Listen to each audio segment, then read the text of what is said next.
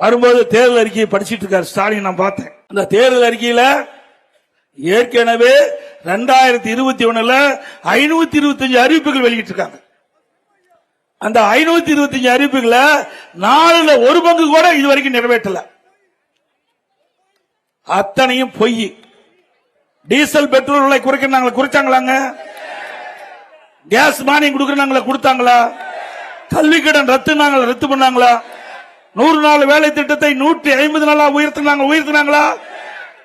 Ration கடையில் 1 kilo சர்க்கரைக்கு போல 2 கிலோ சர்க்கரை கூடுதலா கொடுத்தாங்களா? அது மட்டுமல்ல, அரசு ஊழியர்களுக்கு பழைய ஓய்வு திட்டம் நடைமுறைப்படுத்தினாங்களா? எல்லாமே பொய். அதிமுக அண்மையில நாங்க ஆட்சிக்கு வந்தா என்னென்ன திட்டத்தை நிறைவேற்றணும் அறிவிப்பு கொடுத்தோம். அதே அறிவிப்பு தான் திரு ஸ்டாலின் அப்படியே காப்பிடிச்சு இன்றைய தினம் வெளிப்படுத்திருக்காங்க.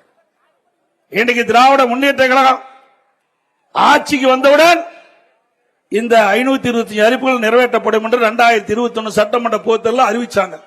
அந்த அறிவிப்படி 1/4 பங்கு தான் நிறைவேற்றிருக்கீங்க. எஞ்சிய பகுதியே நிறைவேற்ற முடியல. மீண்டும் ஆட்சிக்கு வந்து என்ன நிறைவேற்ற போறீங்க? நிறைவேற்ற முடியுமா?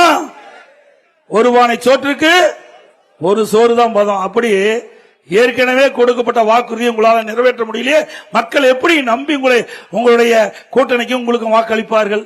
சிந்தித்து பாருங்க.